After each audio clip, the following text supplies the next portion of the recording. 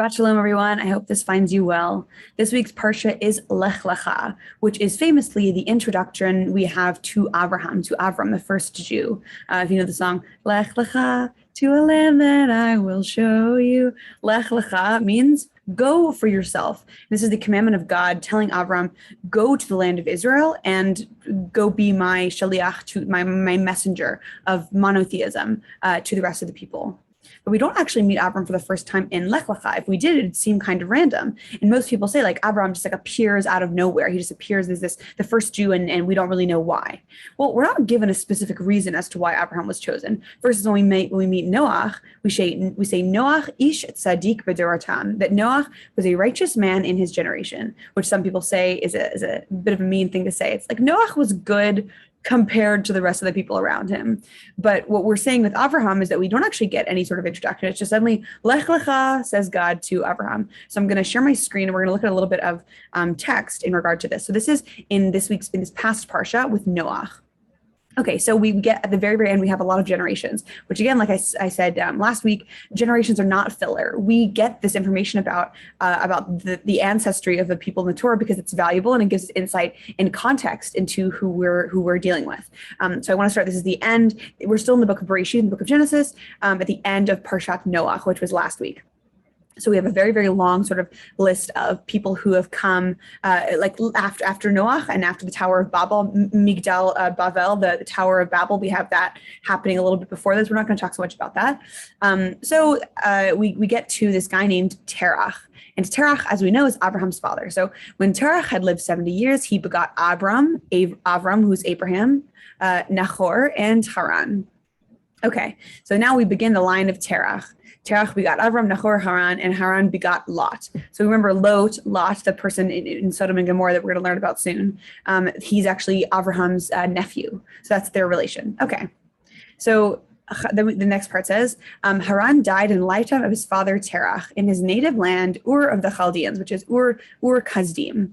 Okay, so Haran is the child of Terach. Again, this is Abraham's brother. So Abraham's brother Haran dies in the lifetime of his father Terach, which is a devastating thing for a child, for a parent to bury their child, devastating thing to occur. And we get this, it's not that, it doesn't say like, oh, Haran died. No, Haran died in the lifetime of Terach.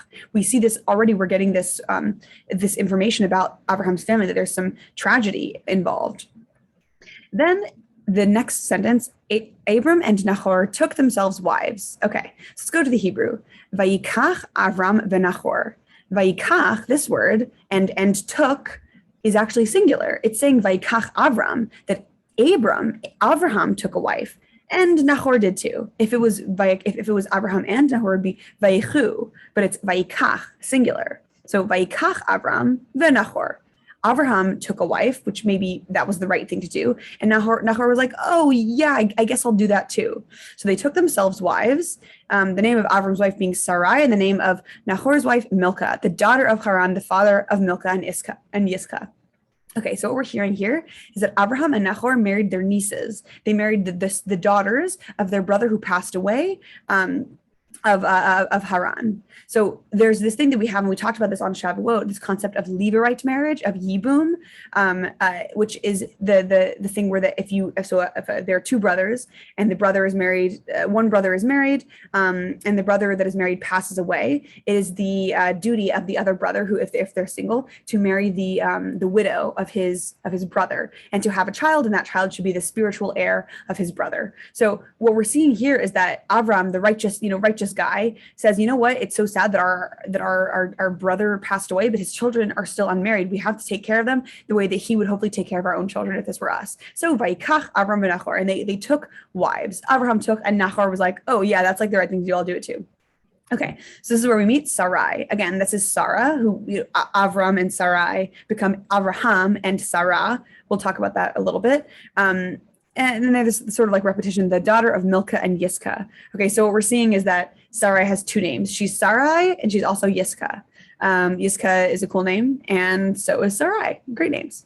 Okay, then the next sentence, we literally just have met Sarai, and suddenly we say, now Sarai was barren, she had no child. This is the first time that we've heard about a barren woman, because one of the most common sentences in the Torah up until this point is vayoled banim ubanot, and they had many children. They had sons and daughters. Like sometimes there's so many sons and daughters they don't even count them. They just say they had many sons and daughters. That's the most common thing. But up until this point, we haven't had someone who's barren, because now Sarai was barren. She had no child. Okay, so what do we know about Abraham at this point? We know that his brother has passed away young. And we know that his wife cannot have children. Okay. Then Terach took his son Avram, his grandson Lot, the son of Haran. Again, this is Haran's son is Lot, and Abraham ends up going and traveling with him. Again, Lot of Sodom and Gomorrah, which we'll learn about later, and his daughter-in-law Sarai, the wife of his son Avram. And they set out together from Ur Kasdim for the land of Canaan, land of Canaan, Eretz Yisrael. But when they came as far as Haran, they settled there. Okay. Do you notice something? They came to the land of Haran. Okay, it's with a chet. There is a city called Haran, and they settled in it. That sounds familiar because, yes, you're exactly correct. One of the three brothers, one of Terach's sons, Abraham's brother, was Haran with a hay.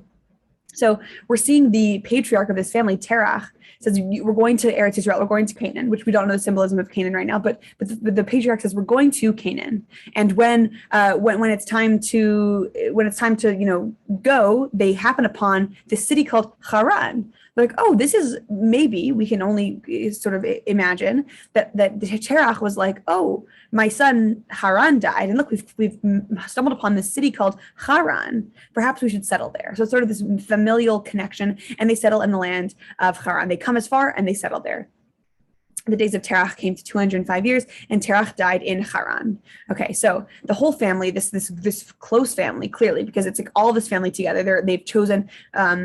They decide they're going to go to the land of Canaan. Great, they're going to Israel. Great. Okay, so this is the end of Parshat Noach, the end of the generations of Noach, because now Abraham is starting a new generation. Terach, again, from the generations of Noach, Terach passes away, and then it's seemingly out of the blue. We hear from God, and the Lord said to Abram, go forth from your native land and from your father's house to the land that I will show you. Okay, that's a pretty famous line. But let's think about this. Is Abraham in his native land? No, we just learned he was settled in Haran. His native land is Ur Kasdim, the Ur of the Chaldeans, or whatever the English translation is. Abraham is not in his homeland. And also, Abraham's already on his way to Eretz Yisrael. Abraham is already heading to Israel. And God says, hey, Abraham, go from the land, your birthland, leave your father's house, and come to this land that I will show you. Okay, so we have three things that are wrong here. Abraham is not in his birthplace. Abraham's father has passed away. And Abraham is already on his way to Eretz Yisrael. Okay, so this kind of gives us some insight into why God picked Abraham to be the first Jew. Okay, so the first thing, go back to what we've learned about Abraham so far. Abraham's brother passes away young. Abraham's wife cannot have children. Okay, two sad things. He's a person who has struggled. He's a person who has understood tragedy. He's a person who understands pain. He's a person who's not had it easy. He's also a person who, as we learn, is already on his way to Eretz Yisrael, already on the way to Israel. And when we speak about people going to Israel, it's always the verb of la'alot, to ascend. We say when someone makes aliyah, they go to Israel. When they leave Israel, they make yerida, which is to descend. When we go to Israel, it's la'alot. We are arising. And this idea, the land of Israel is sort of like aspiring place, this place of aspiration, of never quite reaching your goal, always having more and more and more to grow for, is really such a beautiful concept about when we learn about Zionism, that yes, we have the land of Israel. Is that the end of Zionism? Of course not. It's messianic, that the land of Israel is the place where Moshiach, the Messiah, will come. And it's a place that we can always be with the goals of going, that there's always the aspiration to go to the land of Israel. So this is what we know, and this is why we can assume Abraham was chosen. He's a person who understands pain, and he was already on his way to the land of Israel. He was the first religious Zionist, as we like to say. Abraham was already on his way. And this is why Abraham was chosen as the first Jew. He didn't just need God to light a fire under him and say, hey, be a good person. Hey, go develop empathy and go to the land of Israel. He literally already has these things. And this is what we see when leaders are being chosen. That's not that they're being molded. It's the example that comes to mind is the Beatles and the Monkees. Okay, so the Beatles, the famous band, John, Paul, Ringo, and the other one, George, the famous band. They were kind of like kind of crazy. Wow, they're these boys from these Scousers from Liverpool who are now really famous and great. They were very authentic and talented, and so people loved them. And then a few years later, some record producers, I think, decide that they're like, we're going to make our own Beatles. So they create the Monkees. The Monkees are like this sort of lab created band that's supposed to like be like the Beatles and be just as famous. I'm guessing the Beatles, you know that the Monkees are not as famous as the Beatles. When we form things from scratch, it's not the same as those things being formed already. That the Beatles were already talented and great, and oh yeah, great, give them a good PR team and they're really famous. This is the same thing with Abraham and like literally anyone else. Abraham was chosen as first Jew because he was already on his way to being a leader, already on his way to Eretz Yisrael. So we can think about this too in regard to like every person that we meet. Every person that we meet is not starting from scratch. We don't meet people in a vacuum. We meet people after having unique life experiences that change the way they look at the world. So when we meet someone new, it's not that like they didn't exist until the moment we met them. It's like a very solipsistic way to view the world. No, people exist before and they exist after us. And so when we meet someone, we don't want to just assume that everyone's had a terrible life, but I tend to just assume that everyone's having a terrible day and treat everyone very gently because you literally never know. This thing with Abraham, that his wife is barren and his brother died. He leaves his homeland, and then his father dies. I mean, he's had it rough. And so we just have a lot to learn from someone like this, someone like Abraham. This is literally from the very, very, very, very, very first sentence of the Parsha. There's so much magic in the Torah, and we will look into more of it next week, please God. Thanks so much for listening. Shabbat Shalom. I will see you all, please God, next week.